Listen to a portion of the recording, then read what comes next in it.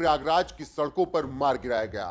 3 हमलावरों ने गोलियों से अशरफ और अतीक को भून दिया और इसके बाद ही उत्तर प्रदेश में राजनीतिक सरगर्मियां तेज हो गई। विपक्ष लगातार इसे कानून की हत्या बता रहा है, लोकतंत्र की हत्या बता रहा है और योगी सरकार से तमाम सवाल कर रहा है। वहीं दूसरी तरफ इस वारदात के बाद CM Yogi Adityanath full action में हैं और उन्होंने तत्काल प्रभाव से बड़ी मीटिंग बुलाई, जिसमें डीजीपी, एडीजी और तमाम अन्य बड़े अधिकारी उसमें शामिल हुए और इस मीटिंग में सीएम योगी आदित्यनाथ ने कई बातें अधिकारियों से कही हैं। साथ ही उन्होंने बड़े अधिकारियों को प्रयागराज विशेष विमान से भेजा और वहां के हालात का जायजा लेकर रिपोर्ट सौंपने के लिए कहा है। ऐसे में सीएम योगी आदित्यनाथ ने यह भी कहा है कि किसी भी तरीके की दिक्कत आम जनता को नहीं होनी चाहिए और किसी भी तरीके की अफवाह कोई भी ना फैलाए। आपको बता दें कि सीएम योगी आदित्यनाथ ने जो 2 से 3 घंटे की बैठक की है उसमें उन्होंने कई बड़ी बातें कही हैं और उन्होंने जो कुछ कहा है, आपको बता दें कि सीएम योगी ने इस बैठक में अधिकारियों को आदेश देते हुए कहा है, सुरक्षा व्यवस्था से खिलवाड़ ना हो, प्रदेश पूरी तरीके से अलर्ट मोड पर रहे, अफवाह ना फैलाएं, जो भी अफवाह फैलाए उसके खिलाफ तत्काल कार्रवाई की जाए, आम जनता को कोई भी परेशानी नहीं होनी चाहिए। तो सीएम योगी आदित्यनाथ ने वारदात के बाद ये बड़ी बात कही है और सभी अधिकारियों को पूरी तरीके से मुस्तैद रहने का आदेश दिया है। जानकारी देते चले कि उत्तर प्रदेश में धारा 144 लागू कर दी गई है और पूरे प्रदेश को अलर्ट मोड पर रहने के लिए कहा गया है। सभी पुलिसकर्मियों की छुट्टियां भी निरस्त हैं और सभी थानेदारों को थाने पहुंचने का भी आदेश दिया गया है। फिलहाल जिस तरीके से इस हत्याकांड के बाद अब उत्तर प्रदेश और देश में राजनीतिक सरगर्मियां तेज हैं, उसके बाद से तमाम सवाल योगी सरकार से हो रहे हैं। देखना होगा कि आगे क्या कुछ जवाब सरकार की तरफ से और यूपी पुलिस की तरफ से आता है। बहरहाल उमेश पाल हत्याकांड में आपको बता दें कि इन दोनों भाइयों का नाम आया था, अशरफ और अतीक का, जिसमें उन्हें आरोपी बनाया गया था और लगातार उससे पूछताछ हो रही थी और उन्हें मेडिकल चेकअप के लिए ले जाया जा रहा था और इसी दौरान सड़क पर उनकी हत्या कर दी गई और तीनों शूटरों ने खुद सरेंडर कर दिया।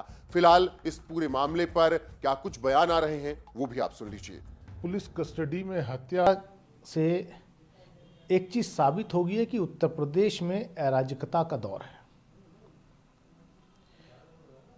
ये कांड किसी और देश में हुआ होता तो स्टेट गवर्नमेंट को या तो मॉरल रिस्पॉन्सिबिलिटी लेते हुए इस्तीफा दे दिया होता या स्टेट गवर्नमेंट को डिसमिस किया जाता। जो अपराधी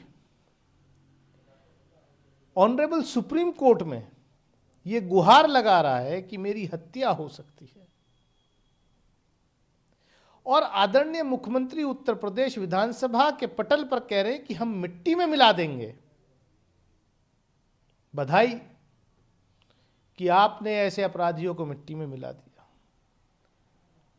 इसका फायदा आपको आने वाले जो नगर निकाय के चुनाव हैं उसमें मिलेगा भी। बस मैं एक उम्मीद करता हूं कि उमेश पाल हत्याकांड में जिस तरीके से अतीक अहमद की पत्नी शाइस्ता परवीन को अपराधी घोषित करके इनाम घोषित किया गया, कृपया ऐसा उमेश पाल की पत्नी के साथ मत करिएगा।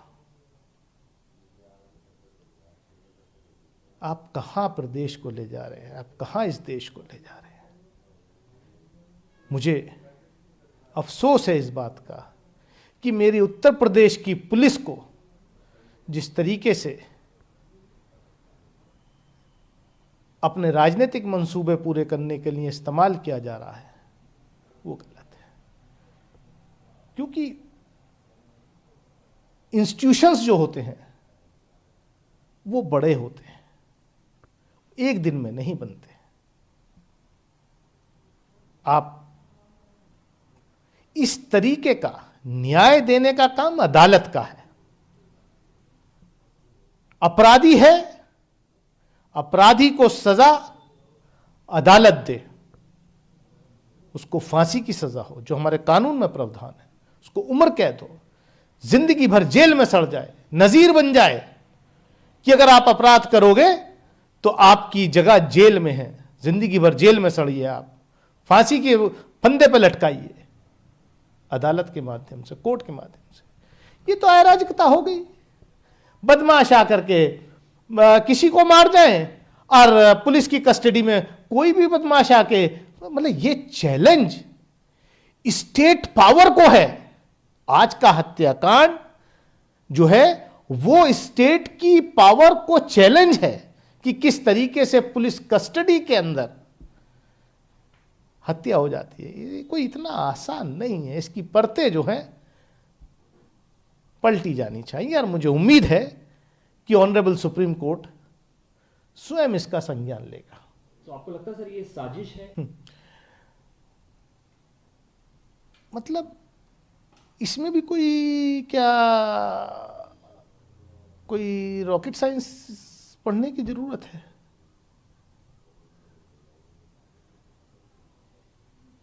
इतनी आसानी से जिसको पूरे स्टेट पुलिस का प्रोटेक्शन हो, जिसको खुद special DG law and order कह रहे हैं कि झांसी से लाते वक्त असद और उसके साथी उसको छुड़ा सकते थे, मतलब वो इतना प्राइम एक्यूज्ड जो पुलिस की कस्टडी में है और उसको ऐसे ही भेज दिया जाता है मेडिकल चेकअप के लिए। क्या हो क्या रहा है इस देश में? मैं किसी अपराधी के साथ नहीं हूं।